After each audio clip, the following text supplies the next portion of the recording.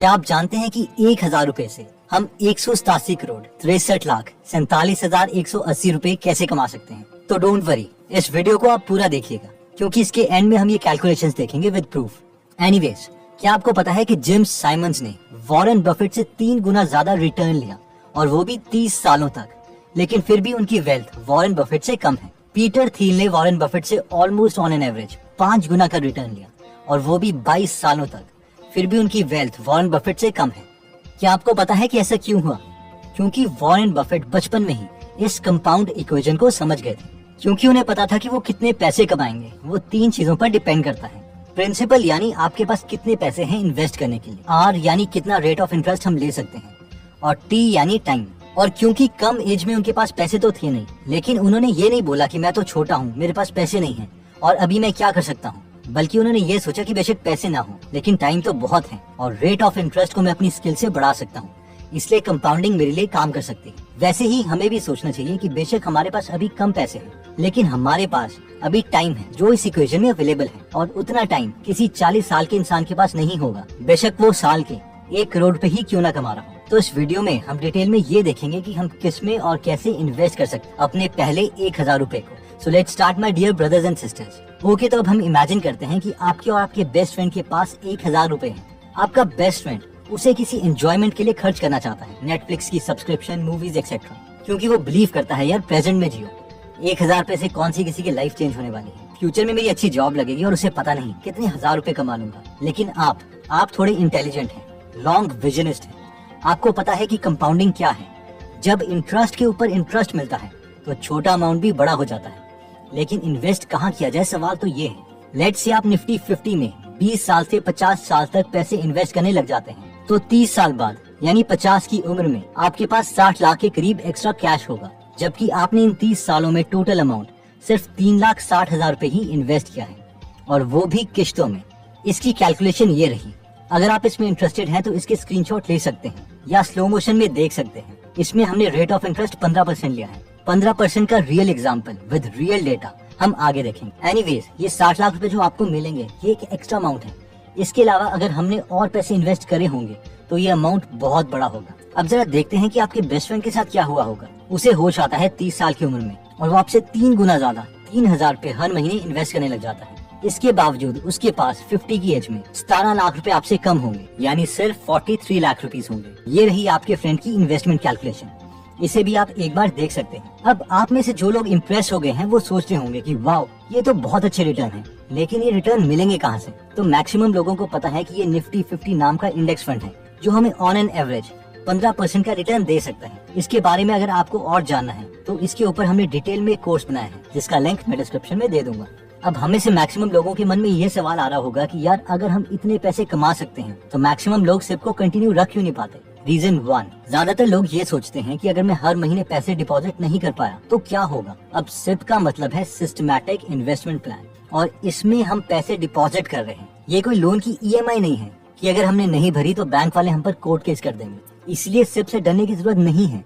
अगर हम चाहें तो कभी भी सिप को बंद करवा सकते हैं, या फिर उसमें ज्यादा पैसे डाल सकते हैं या कम पैसे डाल सकते हैं, या इवन पैसे निकाल भी सकते हैं और हम पर कोई कोर्ट केस नहीं होगा। सेकेंड रीजन जिसकी वजह से लोग सिर्फ जल्दी बंद कर देते हैं वो है वोलेटिलिटी, यानी मार्केट में उतार और चढ़ाव, जिसे लोग रिस्क समझ लेते हैं। चलिए इसे एक रियल एग्जांपल से समझते हैं।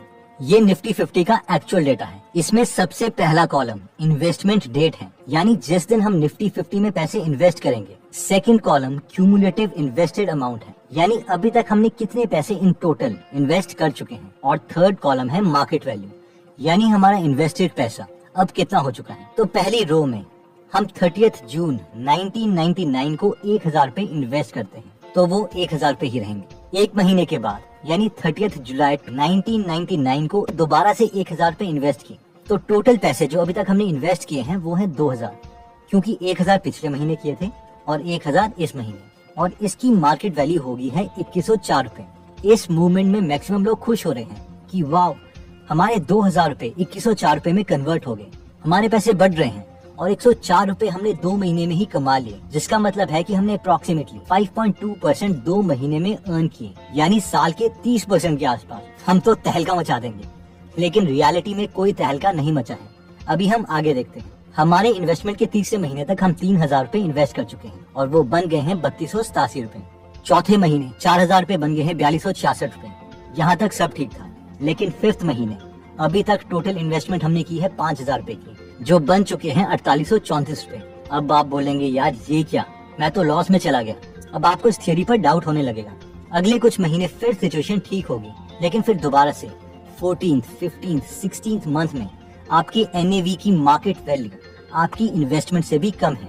आप सोचेंगे यार साल हो गया है, 14 मंथ चल रहा है, इससे अच्छा तो मैं किसी बैंक की FD में जमा करवा देता हूँ। और ये चीज चलती रहेगी, इसे ही वोलेटिलिटी कहते हैं।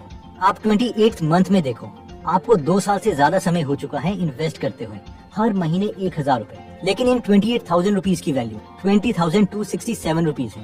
पूरे 4 साल के बाद 48,000 रुपए की वैल्यू 42,838 है। इस वक्त मैक्सिमम लोग बोलेंगे क्या बेकार चीज है यार, पैसे बाहर निकालो, बेकार की वीडियो देखी थी। या जॉन बॉगल जिन्होंने ये थ्योरी दी है ये भी इडियट है। और जैसे ही आपने पैसे निकाले आपको लॉस हो गया, क्योंकि स्टॉक मार्केट में एक्चुअल लॉस या प्रॉफिट तो पैसे निकालने में होता है, वरना ये तो पेपर लॉस ही था। लेकिन जो सिप को एक्चुअल में कंटिन्यू रखेंगे और आगे बढ़ते रहेंगे वो ही रिटर्न पा पाएंगे।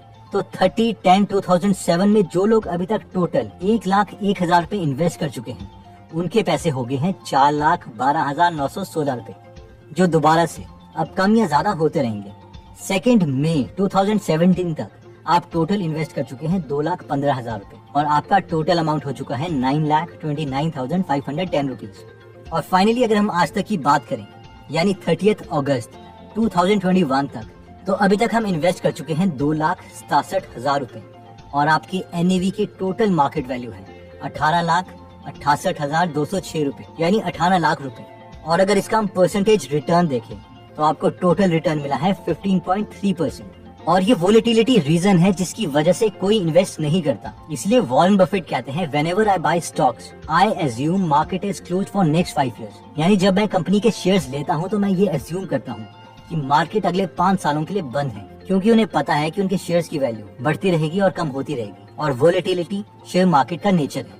आई नो हमें से कई लोग बहुत बड़े ड्रीमर्स हैं और आप लोग सोच रहे होंगे कि यार 18 लाख रुपए कोई बड़ा अमाउंट नहीं है। वैसे आपने हर महीने सिर्फ 1,000 रुपए ही डाले थे, अगर आप ज्यादा इन्वेस्ट करते तो वो एक्सपोनेंशियली ग्रो करता। एनीवेज, देखिए वॉरेन बफेट ने अपनी पहली इन्वेस्टमेंट करी थी 11 साल में।